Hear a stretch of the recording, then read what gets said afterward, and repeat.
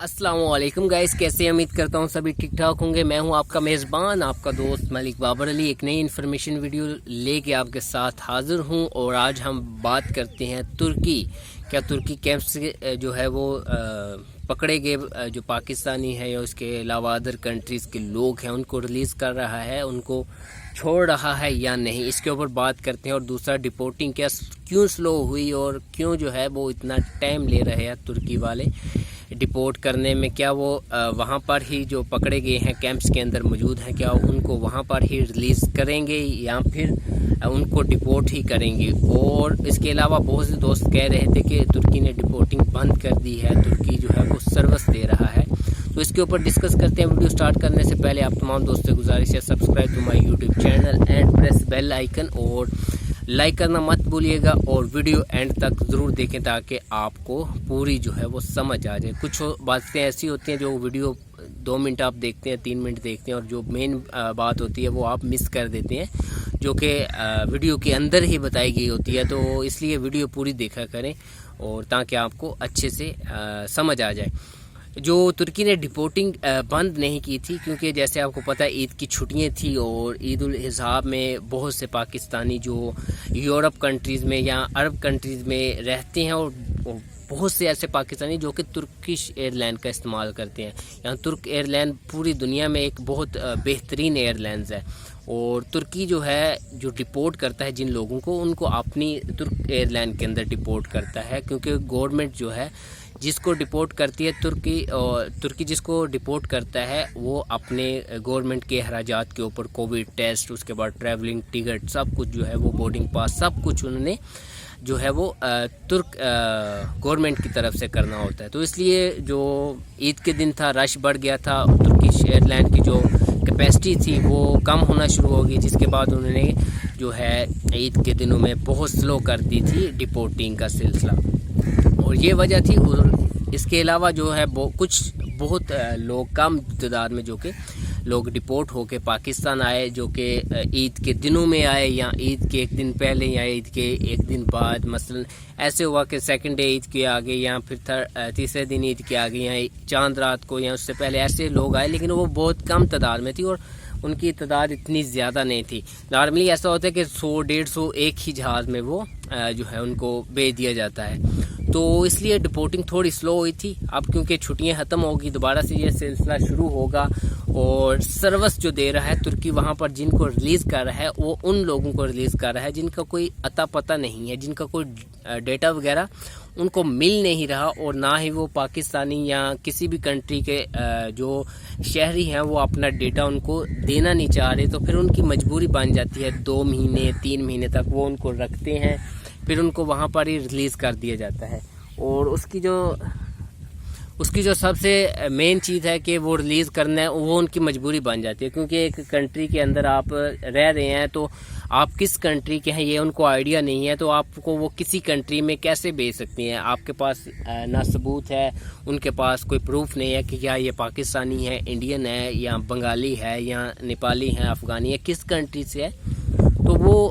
آپ کو کسی بھی کنٹری میں نہیں بھیج سکتے۔ تو وہ آپ کو وارننگ پیپر دیتے ہیں 7 دن 10 دن 15 دن کا، کہ آپ اتنے دنوں کے اندر ہمارا ملک خود ہی چھوڑ دیں، نہیں تو پھر سے دوبارہ آپ کے اوپر ایسا ہی آپ کو سزا دی جائے گی، آپ کو پکڑا جائے گا، کیمپ میں لایا جائے گا۔ تو یہ سسٹم ہوتا ہے، یہ ہوتا ہے کہ وہ اس بنا کے اوپر آپ کو ادھر ترکی کے اندر ہی ریلیز کر دیتے ہیں، کچھ دنوں کے لیے ایک وارننگ لیٹر جاری کرتے ہیں۔ تو اس کے بعد جو ایک سسٹم ہے کہ بہت سے جو فیملیز ہیں وہ یہ کہہ رہی ہے کہ ہمارا کانٹیکٹ نہیں ہوتا، یہ ہوتا ہے تو بہت دنوں بعد ہو رہا ہے۔ تو اس کی وجہ یہ ہے کہ بہت جو ہے بڑی تعداد میں پکڑے گئے ہیں جو تارکین وطن ہیں، جو غیر قانونی لیگل پاکستانی، افغانستان سے ہیں، اور بھی ڈیفرنٹ کنٹریز سے ہیں، تو بہت بڑی تعداد میں لوگ وہاں پر پکڑے گئے ہیں، جس کی وجہ سے وہ تھوڑا سا مشکل ہو رہی ہے، کیونکہ ان کو یہ مینیج کرنے میں کہ کس طرح ان کو ہم سسٹم بنائے، اور کچھ ایسے کیمپس ہیں جس کے اندر سہولت بہت کم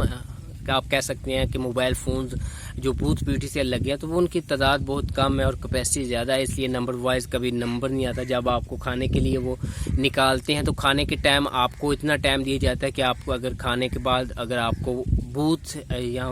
فون جو ہے PTCL بوتھ وہ فری نہ ملے تو آپ کیسے مثلاً کال کر سکتے ہیں. اور کچھ کیمپس ایسے ہوتے ہیں جن میں تعداد ہزاروں کی تعداد ہوتی ہے کیونکہ بہت بڑے بڑے کیمپس بھی ہیں، تو وہاں پر جو ہے نمبر آنا اور یہ سارا سسٹم جو ہونا یہ بہت مشکل ہوتا ہے. تو اس لیے جو ایک چیز ہے، آپ جو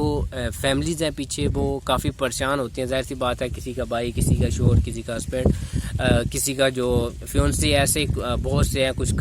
کسی کے کزنز ہیں، اور یہ سب بہت ایسا سسٹم ہوتا ہے. وہ بہت اپسیٹ ہوتے ہیں، پریشان ہوتے ہیں کہ رابطہ نہیں ہو رہا. لیکن اگر آپ کو اتنا آئیڈیا ہے کہ آپ کا مثلاً جو بھی ریلیٹیو آپ کا جو ہے وہ ترکی کے اندر کیمپس میں ہے تو آپ یہ سمجھو وہ سیف ہے اور بالکل محفوظ ہے. وہ جو ہے آپ کو ان کھانے پینے، رہنے سہنے، کسی قسم کی بھی اس کے لیے آپ کو ٹینشن لینے کی ضرورت نہیں ہے. اور جو بات ہے انہوں نے کب بھیجنا ہوتا ہے، یہ ان کے جو ہے وہ نمبر وائز سسٹم ہوتا ہے، کیونکہ ایک دو بندہ نہیں، 50-100 بندے نہیں ہوتے، ہزاروں کی تعداد میں بندے ہوتے ہیں. اور جس حساب سے وہ پکڑ کر لاتے ہیں اس حساب سے ان کا جو ہے ڈیٹا وغیرہ نکلواتے ہیں اور پھر آؤٹ پاس بنوا کر ان کو واپس پاکستان بھیجتے ہیں. تو اس کے علاوہ ایک چیز یہ ہے کہ آپ جو ہے مثلاً کہتے ہیں کہ ہم اگر وہاں پر پاکستانی بول رہے ہیں کہ ہم ڈیٹا جن کا نہیں نکل رہا وہ یہ کہتے ہیں کہ ہم جو ہے یہ 1 مہینہ 2 مہینہ یہاں پر جو ہے وہ کیمپ میں رہ لیں گے، یہاں پر ہمیں ریلیز کر دیں گے. لیکن اب جو موجودہ کرنٹ سچویشن ہے اس پر وہاں رہنے کی ضرورت نہیں ہے. اگر آپ پکڑے گئے ہیں تو بہترین یہی ہے کہ آپ ڈپورٹ ہو جائیں، ڈپورٹ لکھوائیں، اپنا ڈیٹا منگوا کر خود ہی ڈپورٹ ہو جائیں، کیونکہ سختی اتنی زیادہ ہوگی. اور 2023 تک ہم ویٹ کریں کہ 2023 میں آپ کو کوئی ریلیف ملے گا، ایسا کچھ نہیں ہے. 2023 کے بعد مزید جو ہے وہ آپ کے اوپر شاید جو قانون ہے وہ ہاتھ ٹائٹ کر لے اور آپ کو مزید جو ہے وہ مشکلات کا سامنا کرنا پڑے. اب ایک بندہ جو ہے وہ 3 مہینے کیمپ میں رہ کے کہے کہ میں ٹھیک ہے اب ریلیز ہوا ہوں، کیا پتہ وہ 15 دن بعد جو وارننگ پیپر جاری کیا گیا اس کے بعد وہ پھر پکڑا جائے، پھر وہ اس کو کیمپ پہ لے آئے. تو ایسا سسٹم جو ہے وہ بہت مشکل ہو گیا ہے. پہلے ایسا تھا کہ آپ کو ایک بار پکڑے گئے ہیں، آپ کے پاس وہ لیٹر ہوتا تھا، وہ شو کرواتے تھے، دکھاتے تھے، تو اس کے اوپر وہ آپ کو کچھ نہیں کہتے تھے، وہ چھوڑ دیتے تھے کہ یہ تو ابھی کیمپ میں ہو گیا. لیکن اب وہ چیز نہیں رہی.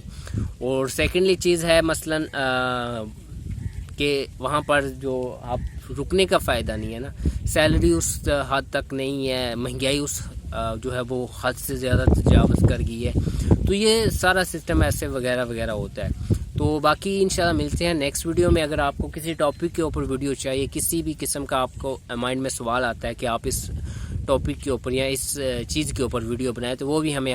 کمنٹ میں بتا دیں، یا پھر ہمیں جو ہے وہ انسٹاگرام کے اوپر میسج کر کے بتا دیں، تاکہ ہم آپ کے جو مائنڈ میں جو چیز چل رہی ہے اس کے مطابق ہم ویڈیوز بنا دیں. تو آج کی بہت سی باتیں ایسی تھی جو کہ پہلے بھی میں اس کے اوپر ویڈیو بنا چکا ہوں، اور کیونکہ بہت سے جو لوگ تھے وہ کہتے تھے کہ یار ہمیں اس چیز کا آئیڈیا نہیں ہے تو یہ ہمیں بتا دیں، یا پھر